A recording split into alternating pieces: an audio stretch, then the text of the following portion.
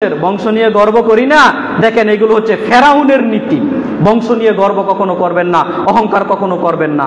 আমরা অনেক সময় এইভাবে ভূমিকা পালন করি না, কেন ঝগড়া লেগেছ, যাকে বেশি অপরাধী মনে হয় একটা থাপ্পড় দিয়ে বলি না তুমি তোমার মতো চলে যাও, তুমি তোমার মতো চলে যাও, ভূমিকা তো পালন করি না। তো মুসা আলাইহিস সালাম এরকমই করলেন, যাকে অপরাধী মনে করলেন তাকে একটা ঘুষি মারলেন, কিন্তু গেল মারা। তো মুসা আলাইহিস সালাম তো বুঝতে পারলেন এটা হচ্ছে শয়তানের চক্রান্ত। ওখান থেকেই আল্লাহর দরবারে কান্নাকাটি করে মুসা আলাইহিস সালাম তওবা করতে লাগলেন। বাকি জীবন শুধু তওবাই করে গেলেন, আল্লাহ আমি একজন লোককে মেরেছি তুমি মাফ করো, তওবাই করে গেলেন। এজন্য তওবার গুরুত্ব যে সূচনাতে একটু বললাম অনেক বেশি ভাই। বাকি জীবন শুধু তওবা করতে থাকবেন, যে কোনো কবিরা গুনাহ করেছেন।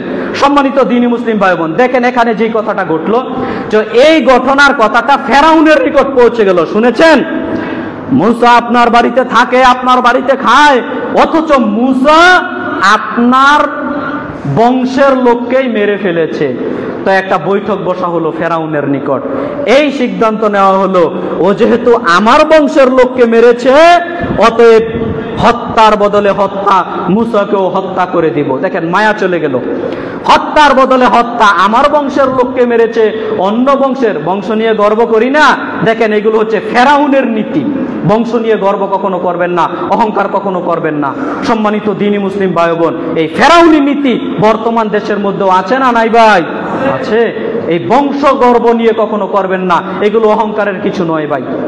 যেই বংশে জন্মগ্রহণ করেছেন সাধারণ ভাগে থাকেন, আল্লাহর ইবাদত বান্দিগি করেন। সম্মানিত দ্বীনি মুসলিম ভাই বোন, এরপরে তখন ফেরাউন ক্ষিপ্ত হয়ে গেল মুসার প্রতি। কে যেন মুসা আলাইহিস সালামের একজন শুভাকাঙ্ক্ষী মুসা আলাইহিস সালামকে এই খবরটা পৌঁছে দিল, মুসা আপনি তো এখানে আছেন, অথচ ফেরাউন আপনাকে মারার জন্য চক্রান্ত করছে, আপনাকে মেরে ফেলবে। আপনি যে তার বংশের লোককে মেরেছেন, এজন্য মেরে ফেলবে আপনাকে। আপনি দ্রুত দেশটা ত্যাগ করে ফেলেন। তো যখন বলা হলো আপনি দেশটা ত্যাগ করেন, তখন মুসা আলাইহিস সালাম ওই শুভাকাঙ্ক্ষীর কথা শুনে দেশ ত্যাগ করতে লাগলো। মুসা আলাইহিস সালাম কোথায় যাবেন নিজেও জানেন না, চলতে লাগলেন। যেতে যেতে যেতে যেতে মিশর থেকে একেবারে মাদিয়ান শহরে পৌঁছে গেলেন।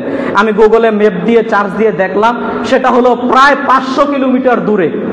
প্রায় 500 কিলোমিটার দূরে মুসা আলাইহিস সালাম পায়ে হেঁটে হেঁটে মাদিয়ান শহরে চলে গেলেন। মাদিয়ান শহরে যখন চলে গেলেন, ওইখানে গিয়ে বসে আছেন। বসে